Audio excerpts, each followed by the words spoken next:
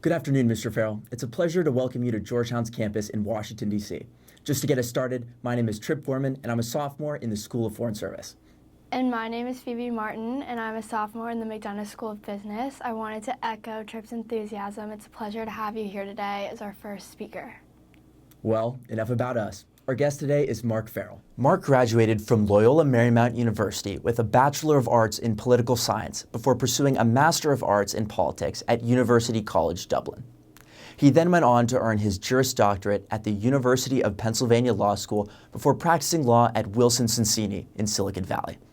After 5 years as an investment banker, Mark founded Quest Ventures, the precursor to Thayer Ventures, Silicon Valley's preeminent hospitality, travel, and transportation-focused VC fund.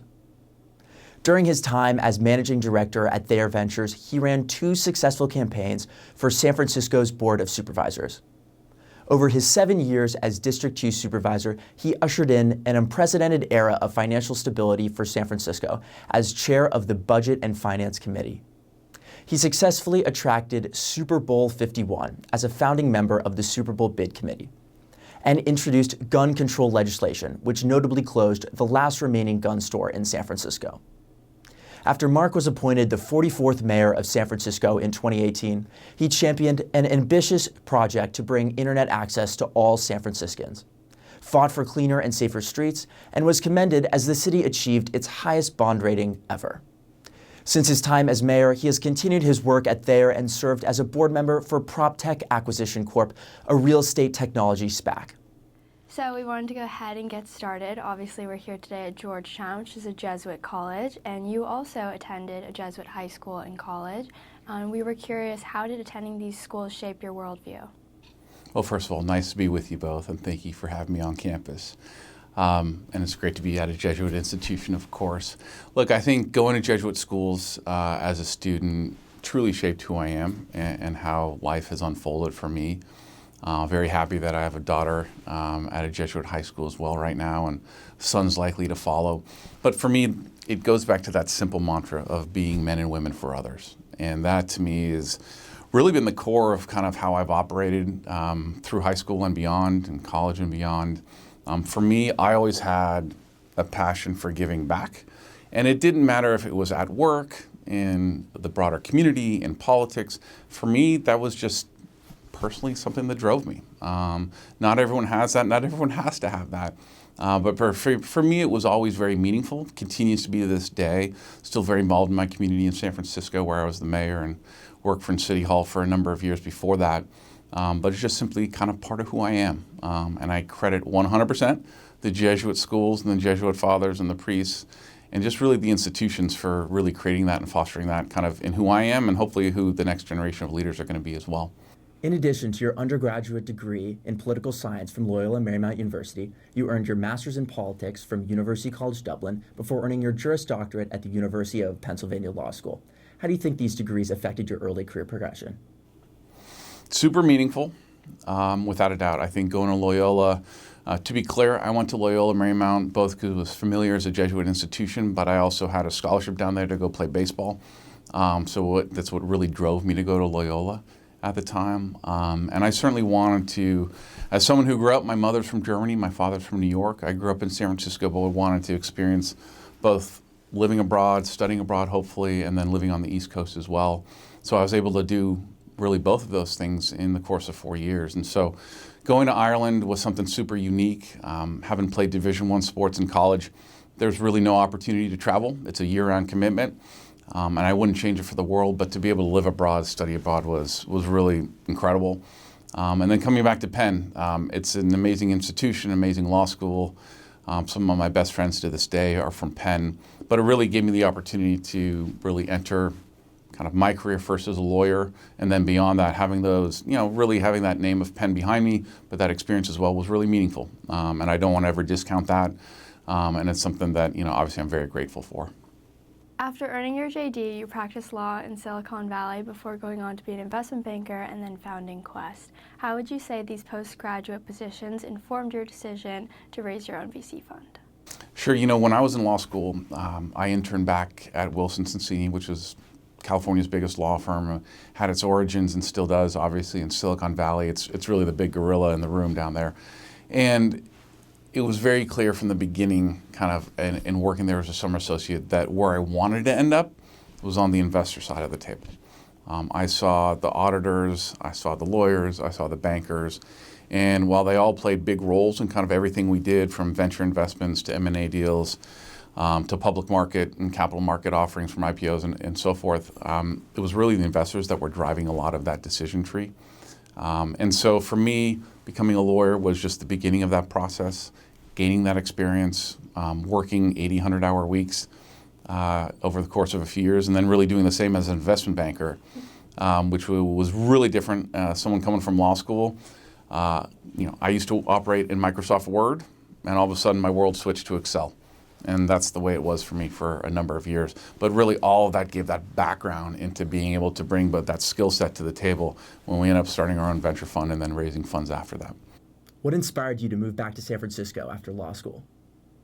Like I mentioned, I had the great opportunity to live abroad, to live on the East Coast. I wouldn't change my time for anything. Dublin was amazing, still is. Philly was great. I had never set foot in Philly before going to law school. I ended up loving that city. But there's nothing like home in San Francisco. And I think when you grow up in a city like San Francisco, in a neighborhood that I grew up in, you really take it for granted going up. And it takes you living in different places to understand really and to appreciate what we have. So I was very excited to move home. I first moved down to Silicon Valley afterwards to be very close to the law firm I worked at. That lasted about 6 months.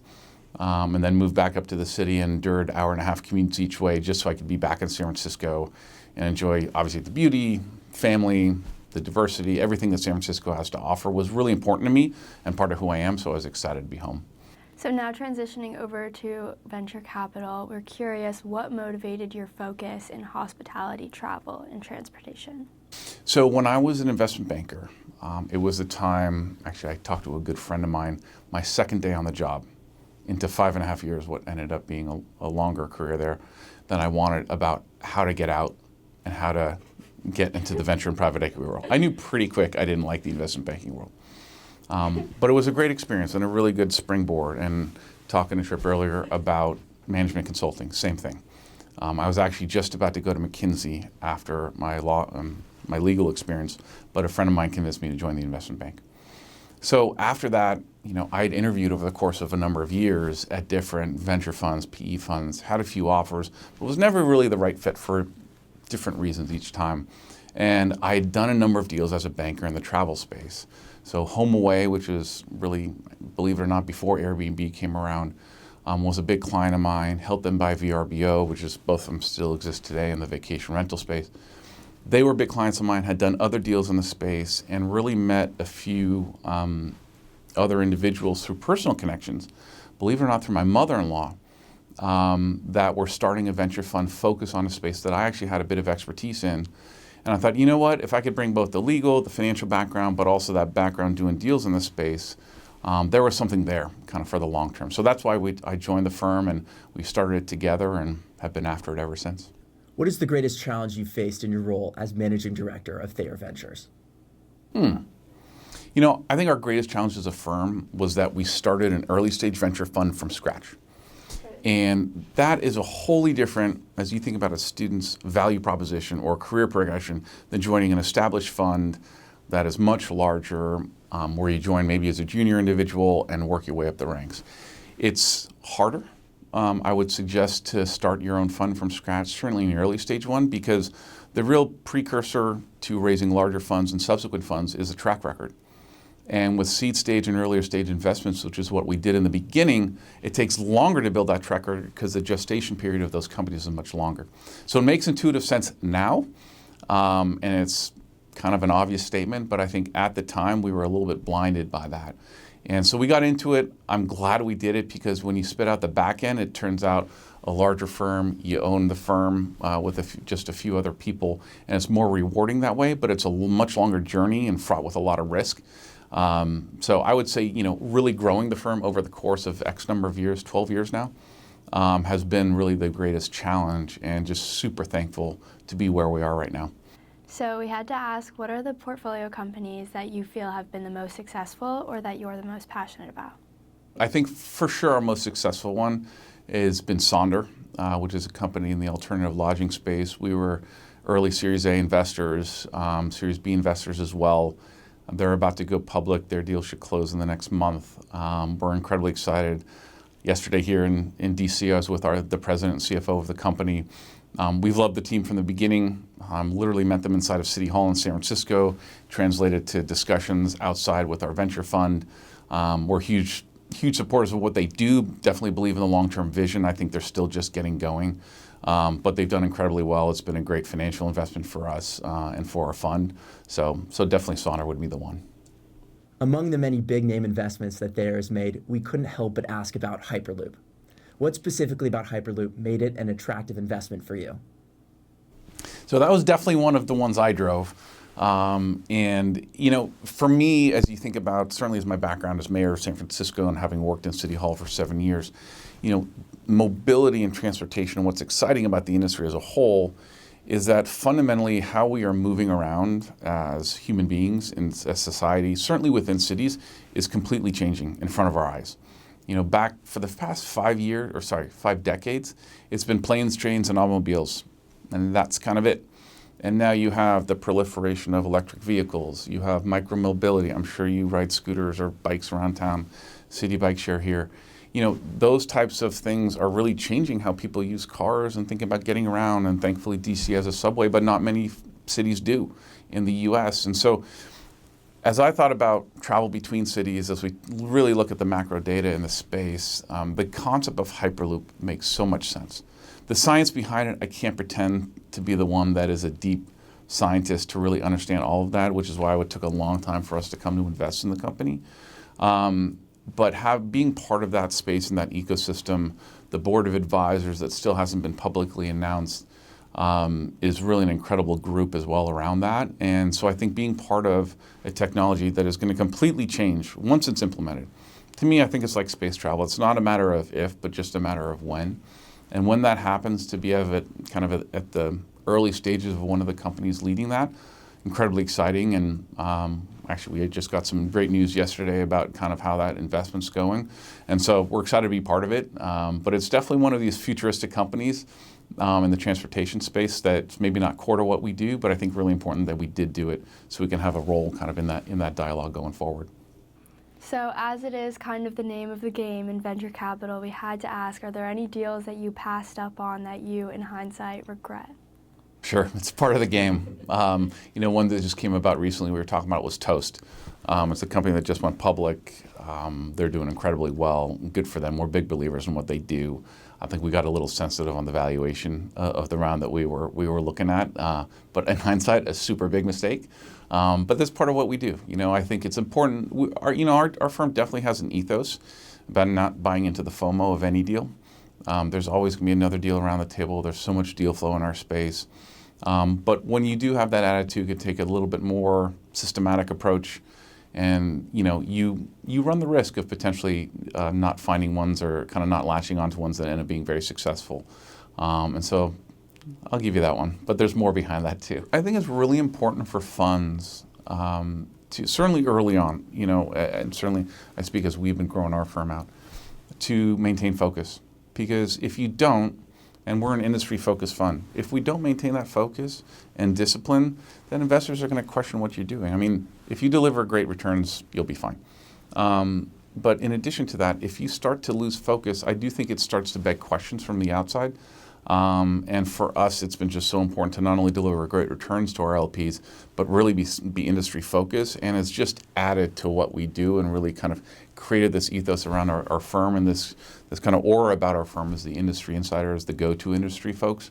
And that's been important for us. And I think it will also promote great deal flow and great investments down the road. So it's certainly something we've made sure that we've maintained. So in your introduction, Trip mentioned the SPAC that you were involved in. We would love if you could talk a little bit more about that for us. Yeah, sure. So one of our investors in our core funds is a sovereign wealth fund in the Middle East, staffed mainly by expats from Europe and America and so forth. Two people that led their investment in our fund, on our latest fund, left, came back to the U.S. and launched a SPAC and asked if I'd be on the board. And I said yes, because it was related to what we do at Thayer. And part of the reason I told them was that I wanted to learn. And who knows, maybe someday we do our own SPAC. Well before the boom happened. We went public at the end of 2019. And quickly, kind of in the course of X number of months, found Porch as a target company and closed that deal last, I would say, I think the ticker symbol started trading on Christmas Eve Day, 2020, in the middle of COVID. And it's been a very successful deal. The stock's trading well. And then what that prompted actually was that Thayer last year, we thought about it and we actually launched our own SPAC last year. So I've been running a SPAC now since last December with my partner Chris.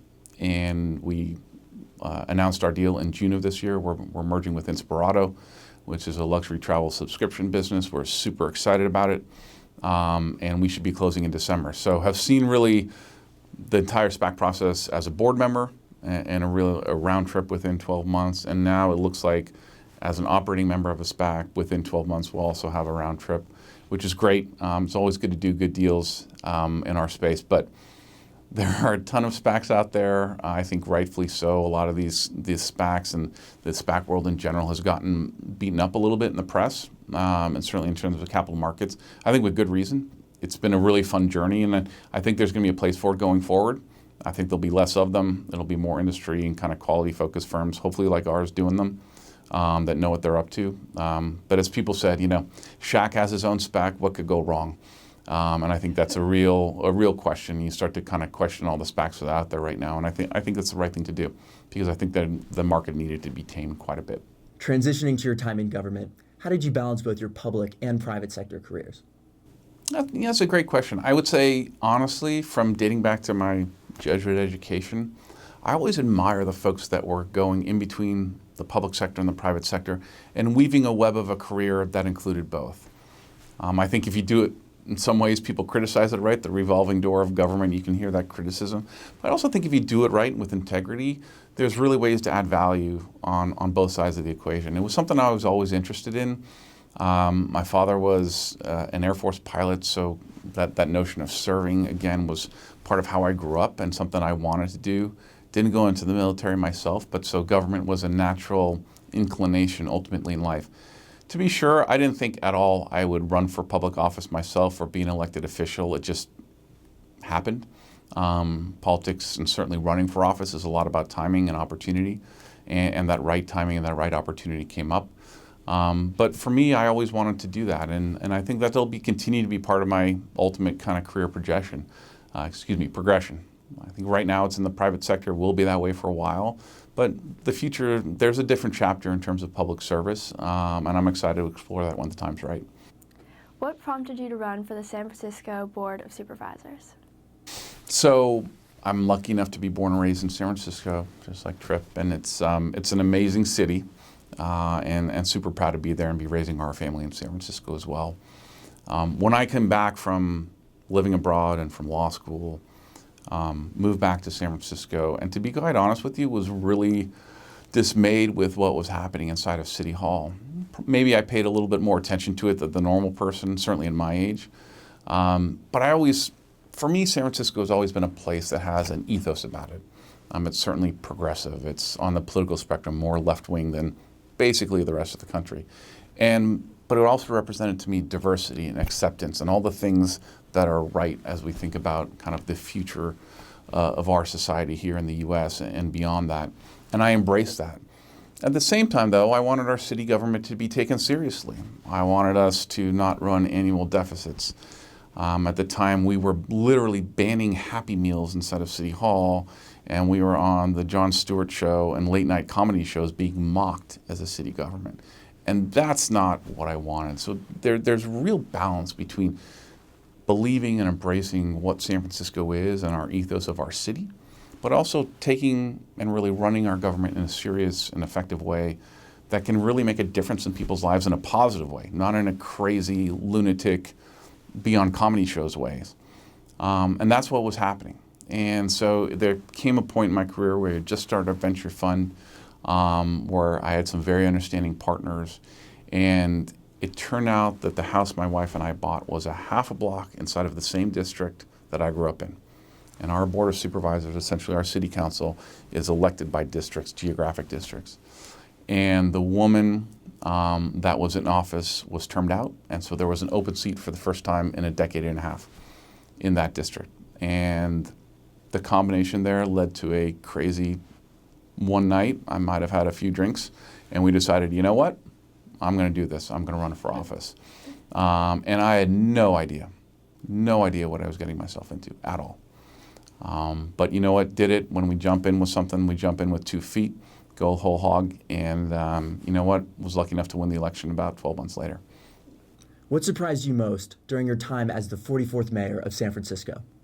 You know, I was blessed as mayor to be in a very unique position. I was elected by my colleagues, but I also didn't have to run for re-election. Actually, couldn't run for re-election, and that was on purpose.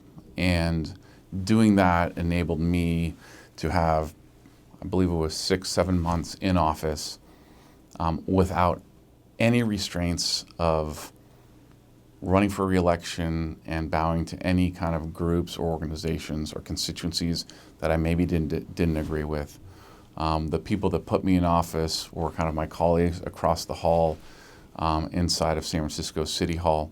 And so I was able to really do what I wanted to do. And I think that was a really unique ability and a unique moment in time that I had. And so what surprised me was, quite frankly, the fact that in my first week in office, drew up a big whiteboard in the back office in the mayor's office suite in San Francisco, 25 things we wanted to get done. And we got 24 of them done. And the only thing we didn't get done was a traffic management plan because of the congestion. And my then chief of staff now works for Gavin Newsom, and I probably call him on a monthly basis when I'm stuck in traffic and still blame him for the fact that we don't have a good traffic plan in San Francisco. But it was the fact that we're able to accomplish so much in such a short period of time. It was really amazing. It was a great experience, and I walked out of City Hall, no regrets, incredibly awesome, but also looking forward to getting back into the private sector and leaving that behind for a while. So as we're wrapping things up, we wanted to ask if you had any advice for current undergraduate students who are interested in careers in either government or finance. Look, go for it. I mean, they're both awesome fields. You know, obviously, most people don't weave that web in between private and public sector, and that's okay too, and that's great, and people go on to have successful, meaningful careers. I think the finance sector is a great background, to be quite frank, for anything to do in the private sector at all, to have that experience, whether you're at a bank or a consulting firm or any other job out there. I think that the finance sector, generally speaking, is a great background for whatever you might want to go do.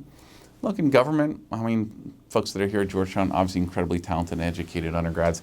You know, it's an amazing field, but I think in order for our country to continue to thrive, we need more and more great people to get into government, more than are getting in right now. And so if you have that inclination, please go and help serve, because we need it as a country. We need it, you know, locally in our cities and our states. But it's really important, and it's important work. And I think if we embrace that as a country, that work is important, I think we're going to be much better off. And so to any of the students out there here, especially here at Georgetown, if you have that inclination, please make it happen. And I think you will find a lot of meaning in what you do. Well, the vast majority of Georgetown seniors accept job offers in Washington, D.C. or New York. What would you say to those who are thinking about going out west to San Francisco? Why not? I mean, it's the best place in the world. No, you know, look, I think it is so important to have, if I'm giving advice from a life perspective, to have diversity of experience on where you live, the types of jobs you have. Hopefully, you know, everyone can have those multitude of experiences and really kind of ultimately where you end up residing, where you end up living, whether you have a family or not, what careers you have, it all informs that. And so I think having a diversity of experience is important. So if you're an East Coast kid, come out west for a while. You know, I think if you are that type of person, no matter where you end up in life, I think you'll want to have that experience. And it's certainly a different culture to experience as well, and a different work environment. But also, if you're a kid from the West Coast, stay out here for a while, do something different. I think there's a lot of attraction always to go back home to family, to friends, and that's natural, and that's not a bad thing. It's something I ended up doing. But definitely to have that diversity of experiences is awesome. But I will say Silicon Valley, San Francisco certainly has a culture right now in terms of work. Where COVID and how that COVID has affected that long term, we'll see. But in terms of that entrepreneurial spirit and doing things different and being a bit of mavericks and more risk takers and really embracing that ethos that you're going to learn more from your failures than your successes is maybe not something you get in the traditional workplace environment in New York, in DC. And I think it's important to experience that. And I think people benefit from that. So absolutely come out west. We'd love to have you. So for our last question, we wanted to know, if you had the opportunity, what would you go back and tell your college self? Great question. I think without a doubt, career-wise, is follow your passion. If you do, financial gains will come. You know, I think there's times in life where a lot of people, and understand some of these equations. I had loans come out of law school. I mean, that was a factor, right? People do out of undergrad, and people are in different financial positions. But I truly do believe that if you can make it work, do something you're passionate about, it'll drive you to greater successes. It'll drive you to a ton more personal satisfaction, and money will follow if you want it to. And so, I had made decisions over time, staying in banking maybe longer than I wanted to at the end of the day for financial reasons. And I think in hindsight, I wouldn't do that. I would definitely make those career switches sooner to follow those passions, because it's what life is all about. And I think if you do that, you're going to be much better off. And I can't wait to tell my kids that too. Mr. Farrell, thank you very much for coming to Georgetown to speak with us today. We really appreciate your time.